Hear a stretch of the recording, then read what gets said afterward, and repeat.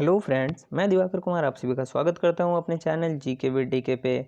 आज 21 मई और हम लोग देखेंगे 21 मई का समसामयिक घटना करंट अफेयर्स। तो चलिए शुरू करते हैं तैयारी जीत की।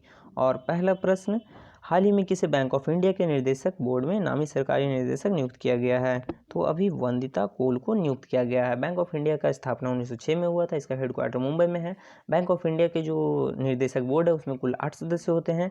एक एमडी, उन्हीं को सीईओ बोलते हैं, वो एक होते हैं। 4 कार्यकारी निर्देशक होते हैं, एक सरकार द्वारा नामित निर्देशक होते हैं, एक आरबीआई द्वारा नामित निर्देशक होते हैं, एक शेयर होल्डर डायरेक्टर होते हैं। नंबर 2, हाल ही में किस राज्य के कैबिनेट ने विधान परिषद गठन की मंजूरी दी है? तो अभी पश्चिम बंगाल के कैबिनेट ने विधान परिषद गठन की मंजूरी दी है। और वर्ष 1969 में बंगाल से विधान परिषद को हटा दिया गया था, समाप्त कर दिया गया था। और लेकिन अभी के वहाँ के जो कैबिनेट हैं वो फिर से विधान परिषद गठन की मंजूरी दी है। हमारे जो भारतीय संविधान है उसका आर्टिकल 169 में विधान परिषद का गठन है। विधान परिषद बहुत को नहीं समझते हैं, तो जैसे केंद्र में एक राज्यसभा है, एक लोकसभा है, उसी तरह राज्य में भी एक विधानसभा होता है और एक विधान परिषद होता है। हर राज्य में विधानसभा है लेकिन सभी जगह विधान परिषद नहीं है। अभी कुछ कुछ राज्य में ही है। और अब पश्चिम बंगाल में विधान परिषद गठन की मंजूरी मिल गई है।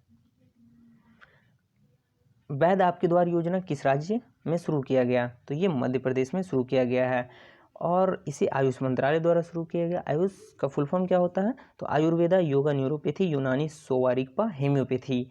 और आयुष मंत्रालय का एक ऐप है आयुष क्योरा ऐप। उसी पे आयुष के जो डॉक्टर होते हैं वो वीडियो कॉल के जरिए लोगों से कंसल्ट करेंगे।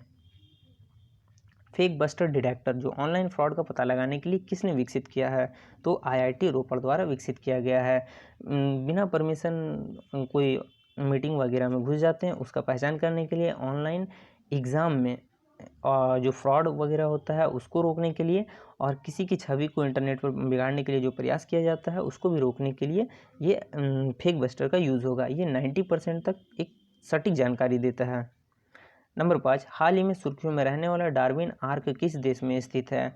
तो ये इक्वाडोर में है और ये इक्वाडोर के गैलापैगोस द्वीप पर स्थित है। तो ये अभी चर्चा में क्यों है? तो ये अभी बीच से टूट गया है लगातार अपरदन के कारण, इसीलिए चर्चा में है। ये 43 मीटर ऊंचा पत्थर की एक संरचना थी। और इसे चार्ल्स डार्विन के नाम पर, जो एक ब्रिटिश पर्यावरणविद थे, उन्हीं के नाम पे इसका नाम डार्विन आर्क पड़ा है। नंबर 6, 20 मई को कौन सा दिवस मनाया जाता है? तो वर्ल्ड मेट्रोलॉजी डे मनाया जाता है। इसका थीम क्या था? तो मेजरमेंट फॉर हेल्थ। मेट्रोलॉजी मतलब क्या होता है? तो मापन के अध्ययन को ही मेट्रोलॉजी कहते हैं। मेट्रोलॉजी जो ईसाई यूनिट वगैरह होता है उसके बारे में जो अध्ययन होता है वही इसके अंदर आता है। मेट्रोलॉजी और इससे संबंधित जो भी क्षेत्र है उसके बारे में जागरूकता फैलाने के लिए वर्ल्ड मेट्रोलॉजी डे मनाया जाता है। नंबर 7, हाल ही में संस्कृति राज्य मंत्री द्वारा भारत और किस देश के बीच सांस्कृतिक आदान प्रदान कार्यक्रम CEP कल्चर एक्सचेंज प्रोग्राम वर्ष 2023 तक बढ़ाने की घोषणा की है? तो अभी भारत और मंगोलिया के बीच कल्चर एक्सचेंज प्रोग्राम को 2023 तक बढ़ाने की घोषणा की गई है। नंबर 8, प्रसिद्ध पुस्तक brokering peace in nuclear environments crisis management in South Asia के लेखक कौन हैं? तो ये अभी डॉक्टर मोईद डब्ल्यू यूसुफ हैं और ये पाकिस्तान के सुरक्षा सलाहकार हैं। नंबर 9, किस राज्य सरकार के द्वारा कोविड-19 के कारण अपने परिवार के किसी सदस्य को खोने वाले परिवार को 5,000 लिखा गया, 50,000 मुआवजे देने की घोषणा की गई है? तो ये दिल्ली सरकार द्वारा ये घोषणा की गई है।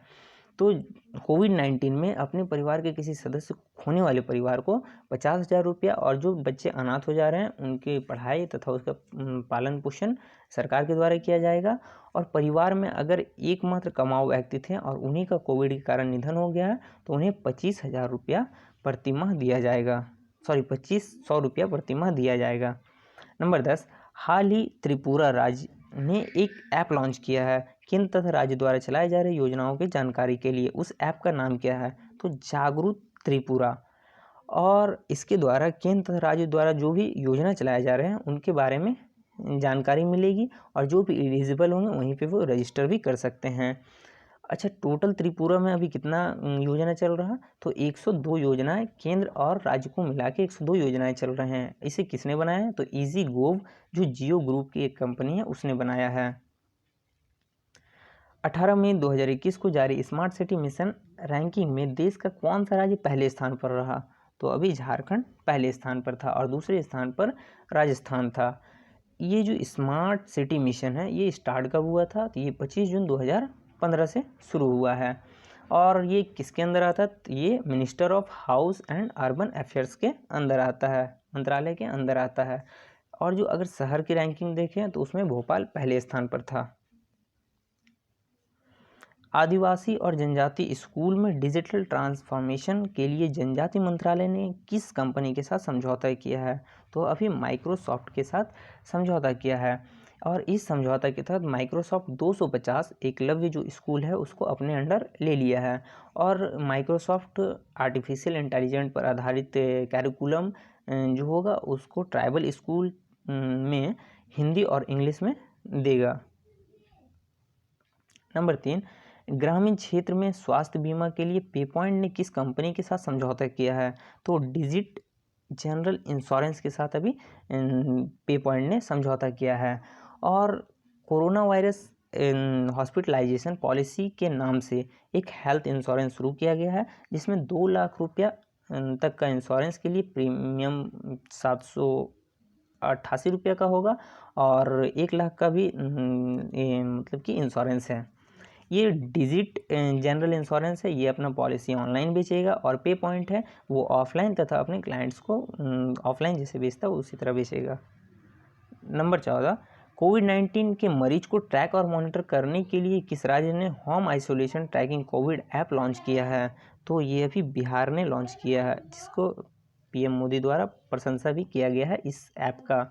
और बिहार के 5 जिला में लॉन्च किया गया, सुपौला, औरंगाबाद, भागलपुर, गोपालगंज और नालंदा।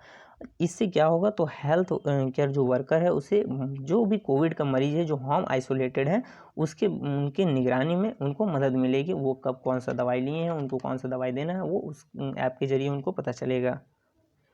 नंबर 15, 18 मई 2021 को चमन लाल गुप्ता का निधन हो गया, वो कौन थे, तो वो एक राजनेता थे और वो जम्मू कश्मीर से बीजेपी के नेता थे और कोविड-19 से ठीक होने के बाद उनका भी निधन हो गया है।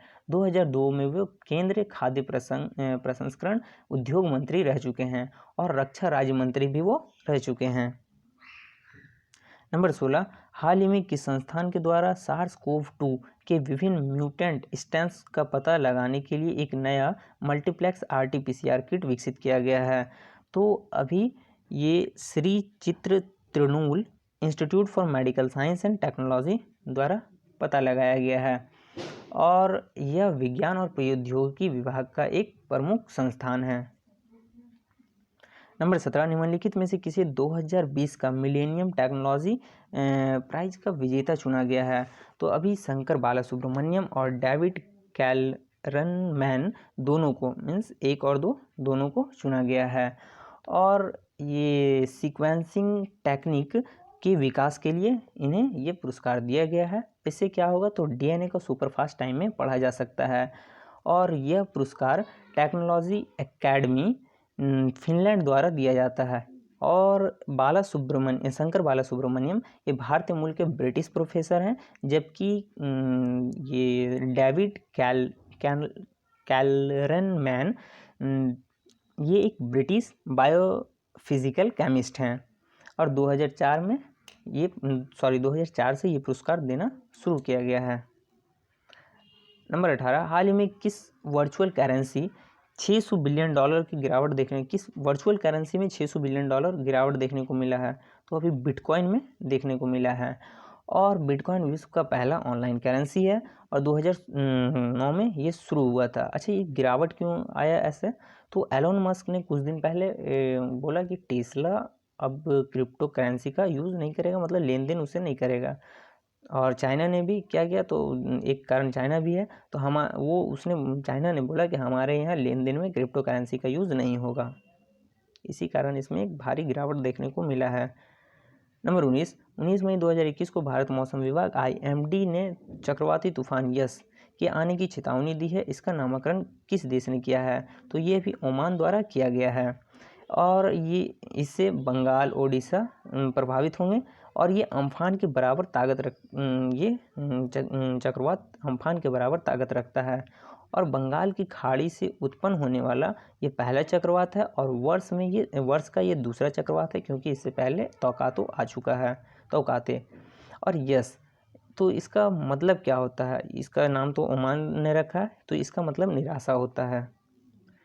नंबर 20 और लास्ट क्वेश्चन, हौसला हाई रख अभियान किसके द्वारा शुरू किया गया है? तो रेड FM द्वारा शुरू किया गया है और 93.5 रेड FM 93.5 ने शुरू किया है कोविड-19 के भयावह दौर में सकारात्मक कंटेंट प्रोवाइड करने के लिए।